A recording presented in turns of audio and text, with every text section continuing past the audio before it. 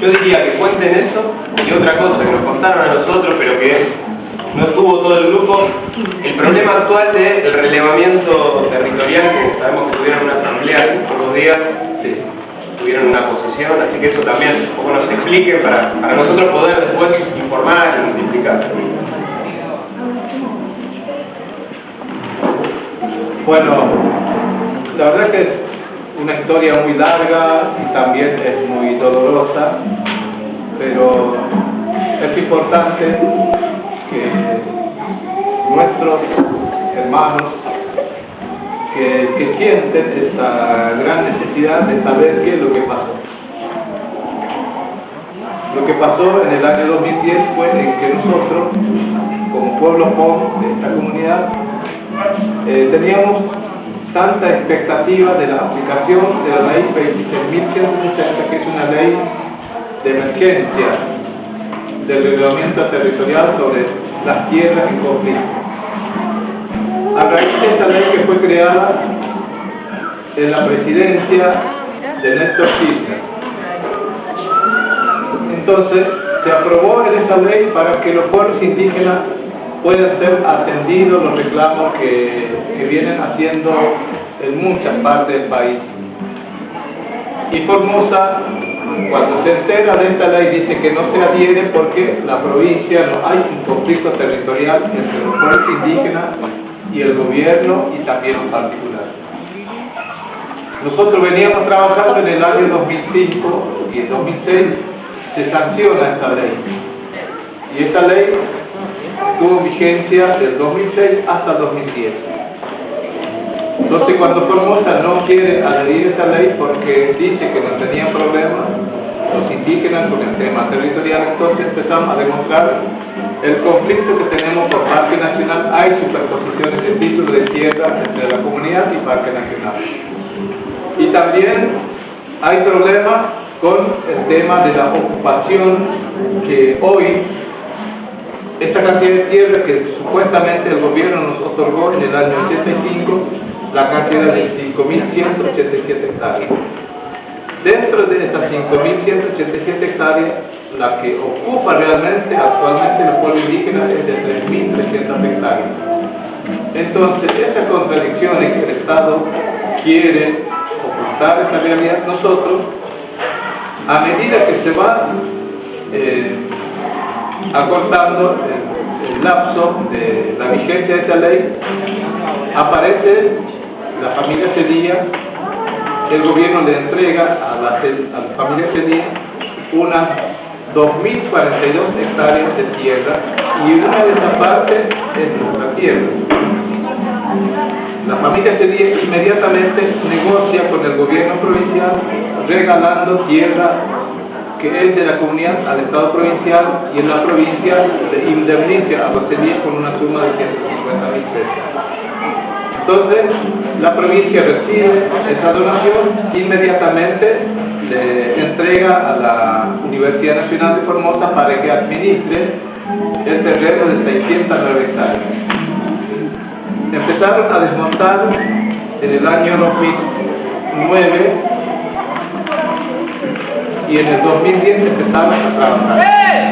Nosotros tuvimos que ingresar en este predio en el año 2010, el día 3 de enero. Me instalé ahí, tierra que produjo una causa de usurpación. Entonces los hermanos, queriendo recuperar esas tierras que le dieron a la universidad, no sé si fue un día 13 o 14 de enero del mismo año 2010, donde hemos sido reprimidos por la policía nuevamente y nos sacaron del predio y tuvimos que retroceder. Y empezamos a pedir solidaridad a los organismos nacionales, en el caso de derechos humanos, y también hemos acudido al Ministerio de Seguridad, Interior, Ministerio de Justicia, de diferentes órganos nacionales que tendrían que buscar una salida a este conflicto. Nosotros no hemos tenido ni siquiera una respuesta, a pesar de la desesperación del indígena indígenas, y un día nos reunimos con un grupo de 40 o 50 jóvenes y mezclados con los ancianos. Eran 7 ancianos que apoyaban la medida de fuerza. Entonces, un día domingo tuvimos que salir a la ruta, fue en el año 2010, el 25 de julio, un día domingo a la tarde fuimos a salir a la ruta, con una cantidad de 60 personas. Y después, con el correr del tiempo, se fue multiplicando y hemos llegado alrededor de entre 300 o 400 personas sobre la ruta nacional. ¿Por qué? Porque las empresas ya estaban trayendo los materiales, ingresando al predio, ya levantaron tinglado donde podían depositar las herramientas, y con esa desesperación tuvimos que bloquear el acceso a la empresa constructora.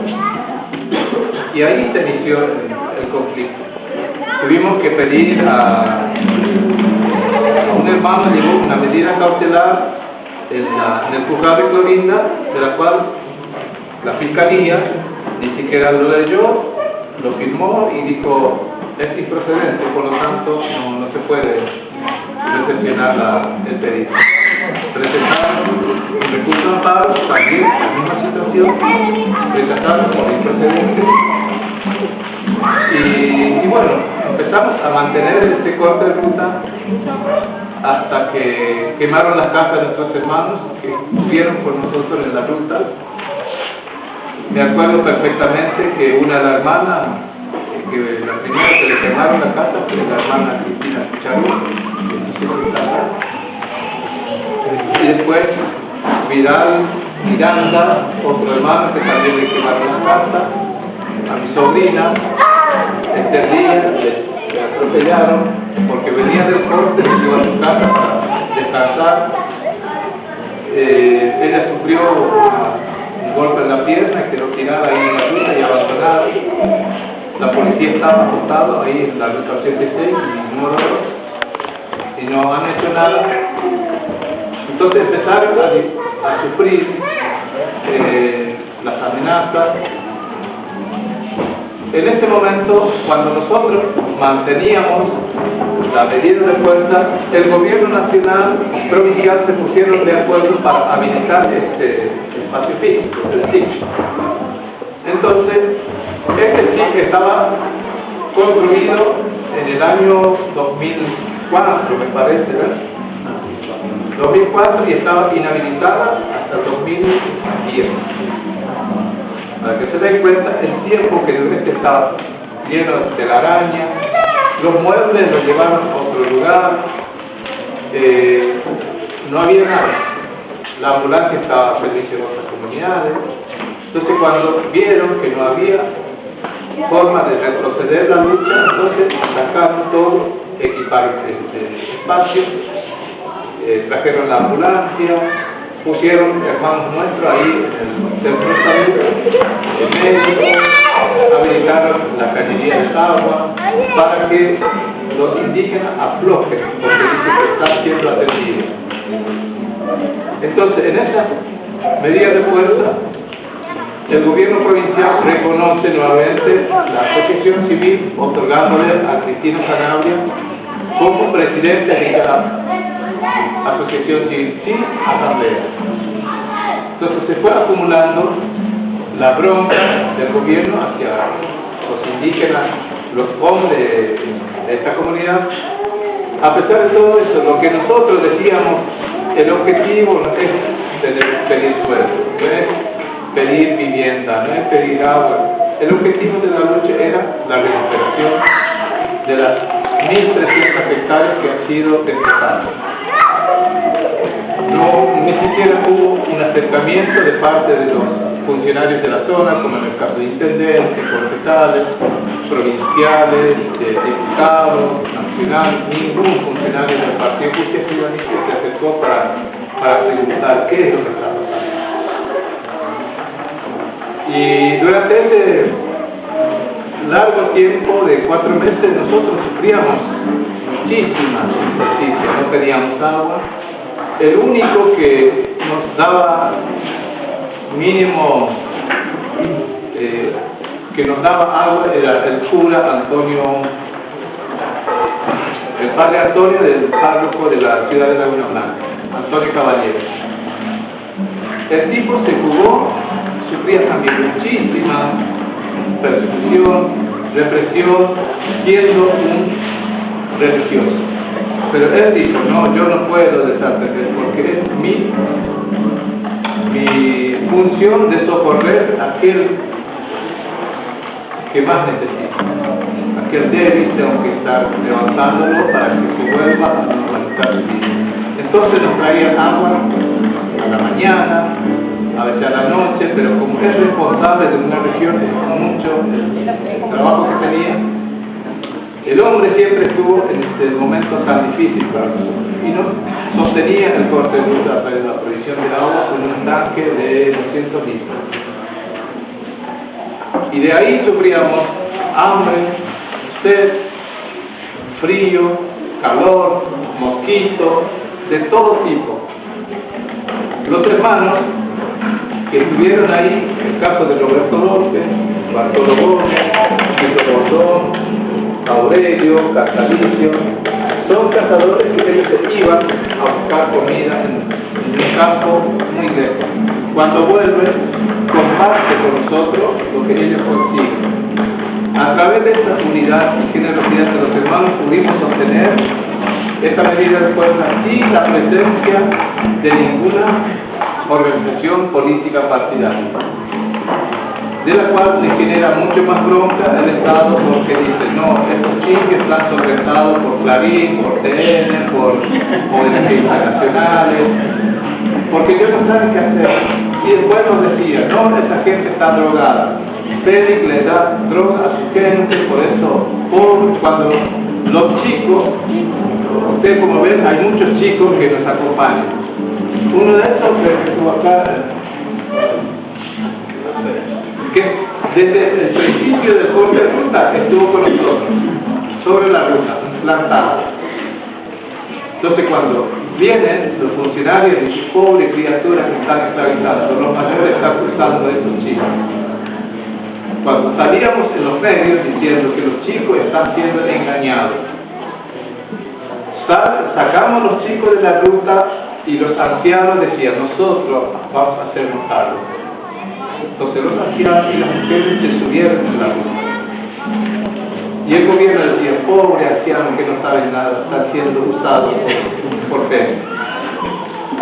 Entonces, toda esta mentira que veníamos superando, resistiendo de toda clase de amenazas, de persecuciones, pudimos sostener una lucha que duró casi más de 4 meses, hasta que no se logró una manera de poder sacarnos de la ruta. Nosotros sosteníamos que la ruta es nacional por la cuestión es jurisdicción federal.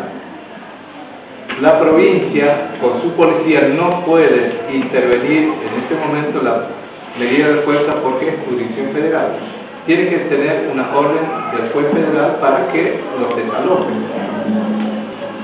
Y la policía no puede actuar dentro de la jurisdicción federal y la Gendarmería tampoco no puede actuar en la jurisdicción provincial. Entonces estas dos cosas jurisdiccionales es lo que nos dio a entender la legalidad del reclamo de querer defender lo que es nuestro.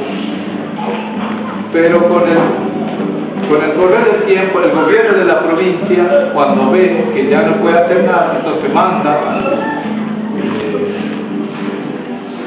a su policía a hacer problemas fuera de la cuestión jurisdiccional que es sobre la jurisdicción de la organización. Entonces nos provoca en el terreno provincial. Nos mandaron como 12 policías en un lugar donde dice que un hermano cortó el alambrado. Entonces la familia sería denuncia a los indígenas que están haciendo daño su propiedad. Entonces la policía recibe esa denuncia, investiga para ver si realmente era cierto. Era el 22 de noviembre, no, el 23 de noviembre a la mañana. Entonces se juntaron los Elías y el comisario Casio alrededor de las 9 o 10 de la mañana. Se saludaron, se dieron la mano, hablaron y después nosotros fuimos a acercar para ver qué es lo que estaba pasando en el campo. Y ahí el comisario Casio, cuando se separan, la familia Elías y la policía y el comisario Casio, cuando yo me acercaba le dijo así a los Elías, como dándole el ok. Entonces uno de los Elías dijo en voz alta diciendo: Félix, que no me acerque porque te voy a matar. Entonces yo seguía acercándome, el tipo saca su pistola y dispara al aire 2 tiros. Entonces cuando yo me acercaba cada vez más, y el policía ni siquiera dijo pare o no haga tal cosa, lo dejaron como diciéndole que háganlo.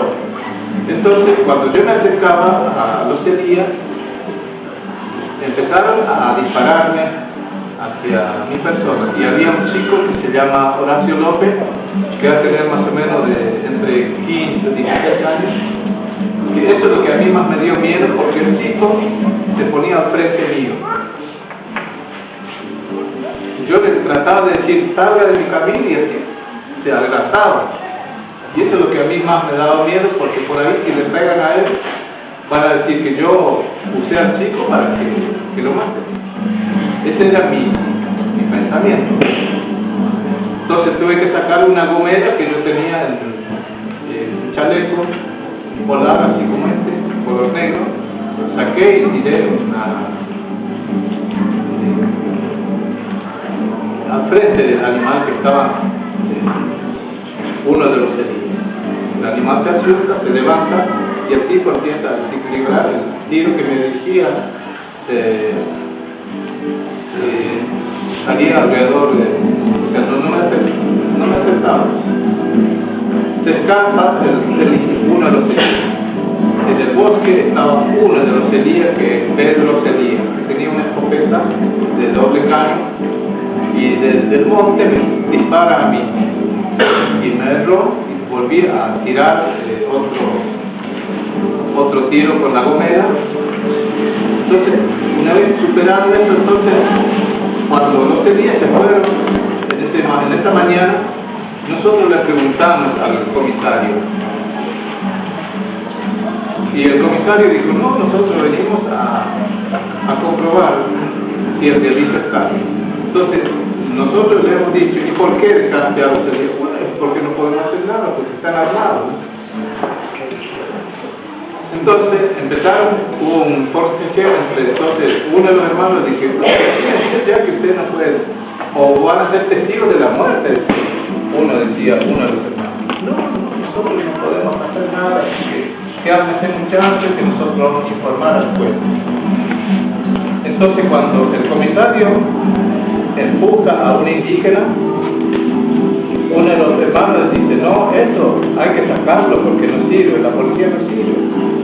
Entonces uno de los policías saca su pistola y iba a disparar a ese indígena. Entonces hubo algún forcejeo y los policías tiran el arma en el piso y se fueron corriendo. Otro policía empieza a hacer lo mismo. Entonces, ¿qué es lo que hace? Para poder justificar de que el juez le autorice para allanar los casos, porque dice que los indígenas, los desarmados, los policías.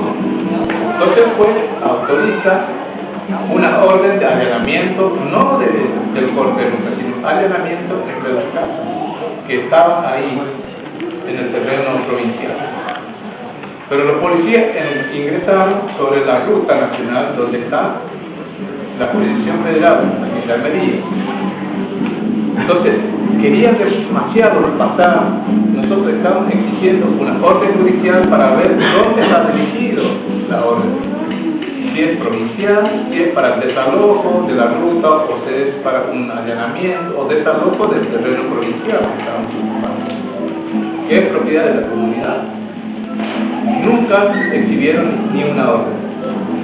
Nos pasaron encima, pegaron a las mujeres, anciana que está acá, pero muy golpeada, una hermana que se fracturó acá la pierna, hermano que le mataron, Roberto López, Samuel Garcés, que hasta ahora no puede recuperarse, está en el hospital de alta complejidad con tratamiento, está inválido, la silla de ruedas que no podemos recuperarlo.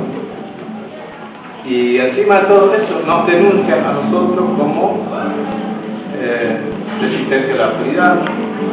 Tengo denuncia contra mí como instigador de la violencia, resistencia a la autoridad, violaciones y también usurpaciones. Y después, como yo soy el responsable directo de la muerte del policía como asesino, homicida del policía, y montones de denuncias contra nosotros. Pero nosotros, la convicción que nosotros teníamos era el tema de tierra. Nosotros no nos hemos buscado ni siquiera violencia contra el Estado, sino más bien querer que el Estado nos devuelva lo que nos sacaron. Ese era el objetivo. Pasaron los años, en ese momento me escapo de esta orden que provenía de la provincia. El comisario Muñiz, que estaba a cargo del operativo, le dijo a su subalterno, decía en voz alta, decía: mátenlo a Félix, no lo dejen escapar a Félix, no lo detengan, mátenlo a Félix. Esa era la parte del comisario general. Y los hermanos escuchaban esa voz, me dijeron: bueno, hermanos, tenés que salir de acá, escaparte, porque si te matan, perdemos todo. Uno de esos fue el hermano Roberto López. Dice: yo no me quedo acá porque yo quiero que se salve, hermano, porque quiero que continúe esta manera. Y después, una vez que retiramos de ahí, pasó lo que pasó, fueron llevados presos a muchas ancianas, presos, criaturas, que fueron secuestrados desde el martes hasta el jueves, recién aparecieron como secuestradas. Cuando preguntamos, no, estamos haciendo un tratamiento en el hospital. Van, buscan en el hospital y no había nada. Entonces después de eso, todo eso, esa desesperación, nos volvían locos. Tuve que ir a esconderme Juan Pablo II en Formosa Capital, que es propiedad de la Iglesia Católica, y estuve más o menos casi 2 noches. No podía salir porque había una orden de captura, y esa orden de captura estaba siendo usada para poder justificar de que yo era fugitivo. Y lo que más siempre valoro es el gesto que nos dio el presidente del INADI en aquel entonces, el doctor Claudio Morgado, el que nos facilitó el acompañamiento de un abogado para que me esté custodiando constantemente como funcionario del gobierno nacional. Eso me dio la posibilidad de poder viajar a Buenos Aires, porque sin esa custodia creo que no iba a salir, me iba a quedar acá y no sé si se seguiría contando esto. Yo creo que en el traslado, nosotros llegamos a Buenos Aires, hicimos la conferencia de prensa, que fue multitudinaria, los primeros días de diciembre. A partir de ahí me pagaban el hotel 11 de octubre por 15 días. Termina el pago del hotel, nosotros no teníamos plata para poder seguir pagando, no teníamos comida. Entonces, ¿qué es lo que nos pasó ahí? Nosotros decimos: ¿qué hacer? Nosotros no tenemos hermanos, no tenemos amigos, no tenemos a dónde ir. Entonces, bueno, vamos y hacemos una carpita y nos quedamos ahí en la plaza.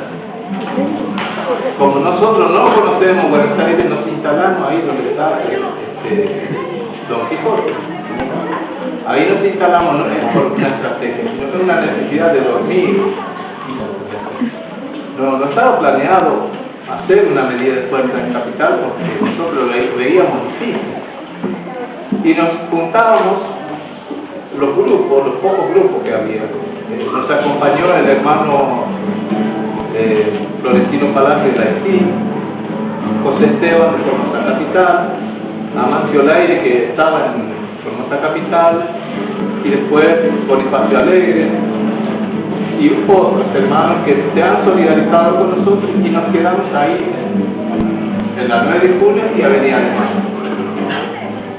Entonces todas esas cosas que nos pasó creo que fue una experiencia muy hermosa porque nosotros no teníamos ni siquiera planificado la estrategia, sino que por la necesidad siempre se presenta algo que uno puede darse cuenta de que la lucha indígena no tiene una proyección hacia dónde ir, pero lo que sí está muy compenetrado del pensamiento indígena es la recuperación de las tierras. Y las estrategias son secundarias. El tema central de todo eso es la recuperación de la tierra, entonces no importa cómo se puede avanzar. La cuestión es hacer llegar ese reclamo a los gobernantes para que escuchen. Entonces toda esta trayectoria que estoy contando fue para nosotros muy enriquecedor porque a través de ahí nuestra presencia en Capital Federal era como novedosa. Muchos de nuestros hermanos y ustedes nos preguntan, ¿y ustedes quiénes son? Había un profesional que me preguntaba, decía, ¿ustedes dónde? De Formosa, ¿y por qué están acá? Ustedes molestan a la gente. Entonces, a medida que me estaba preguntando y sintiendo, porque creía que era un tipo funcionario. Entonces yo les dije, señor, ¿para qué quieren saber? ¿Quieren saber cuál es nuestro problema? Sí, me interesa porque quizás soy un ignorante o no sé, o no creo en esas cosas. Entonces yo les dije, ¿sabes qué soy? Sí, sos argentino, sos un hombre, pero mi origen, ¿sabes de dónde es? Me dijo, no, soy indígena. Así que ustedes son los salvajes. Lo que la sociedad decía que ya no existe. Ustedes lo que asesinaban a nuestros padres allá en el desierto cuando defendieron nuestra patria. Entonces cuando yo le pregunto, entonces, pero vos de dónde sos? Yo vivo acá en Capital.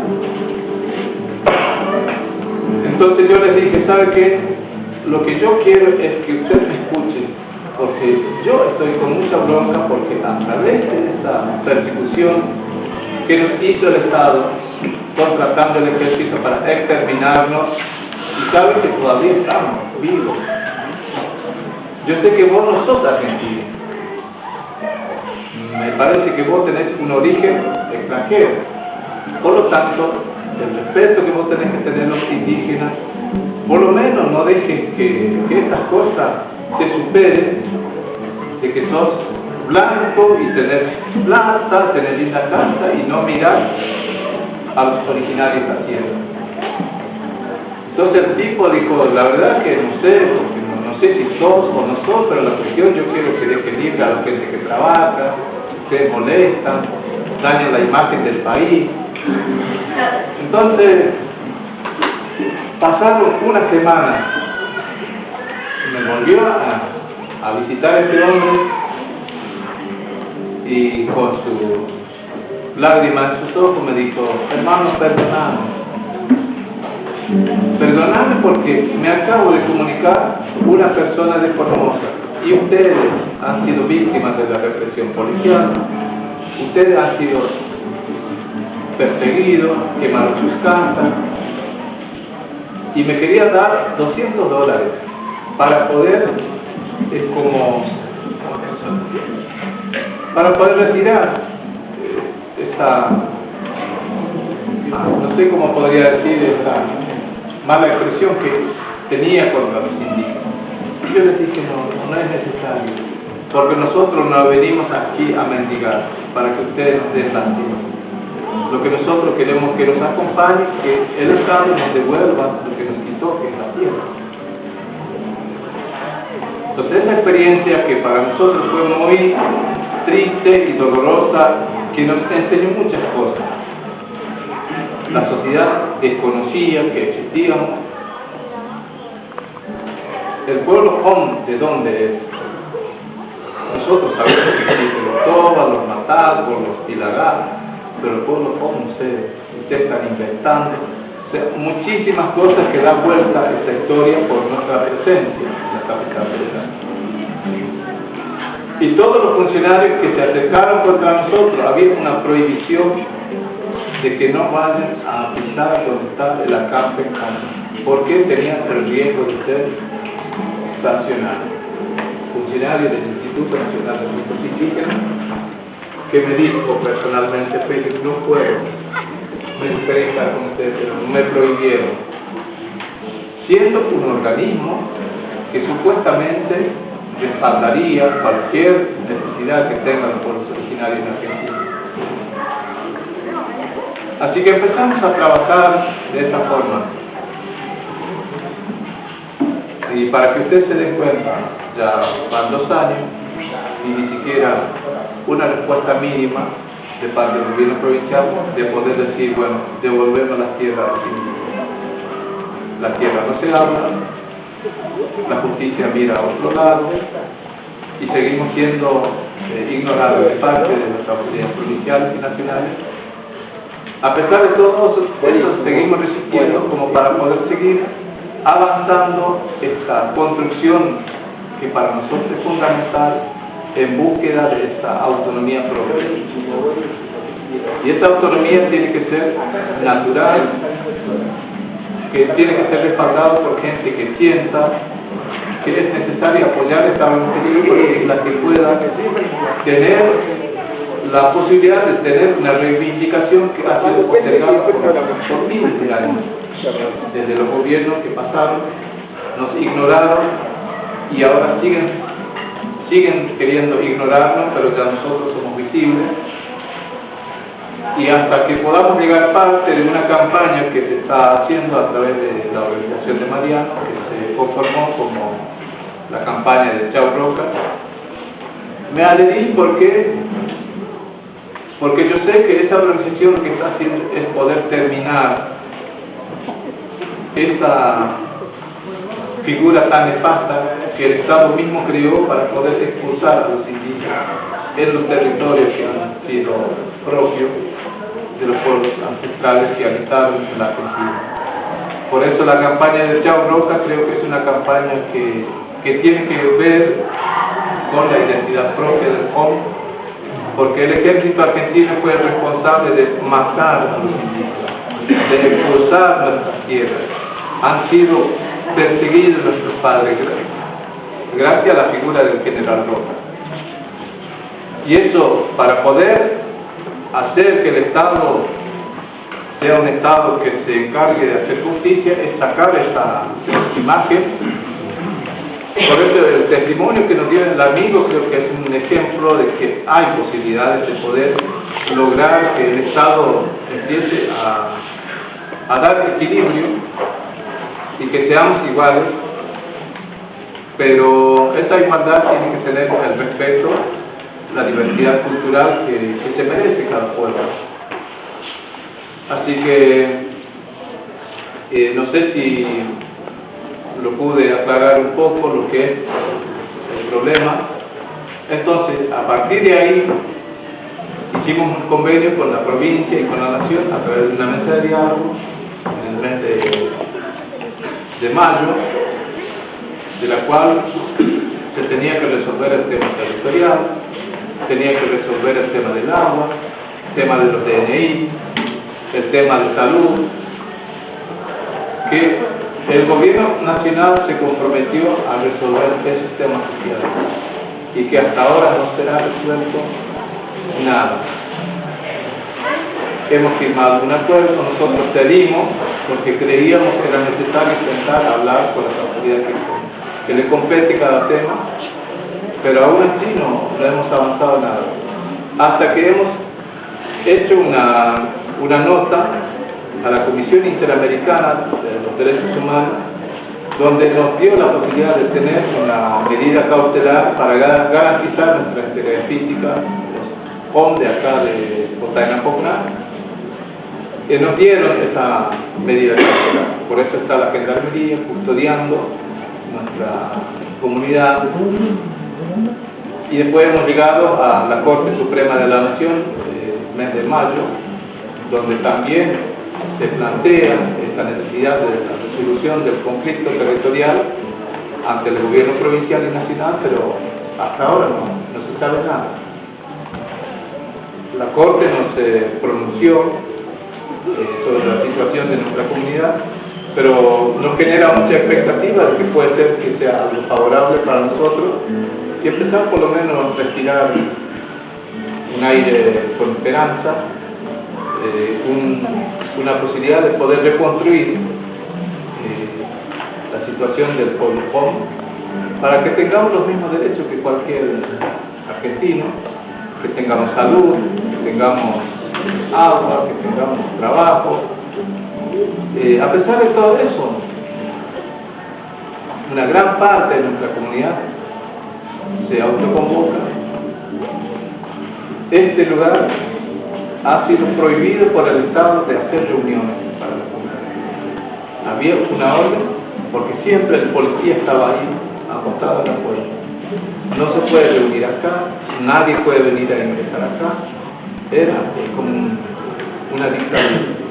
Y gracias a la lucha de los hermanos pudimos instalar una radio, gracias a la articulación con la Resistencia POM, donde pertenece la amiga Mariana Espinosa y otros artistas especiales, la APDH de La Matanza y otros jóvenes que han solidarizado con nosotros, y gracias a eso tenemos una radio propia que podemos hablar lo que nosotros sabemos. Y yo creo que en este momento, con la presencia de ustedes, vamos a seguir mejorando cada vez más nuestra organización. Y esta organización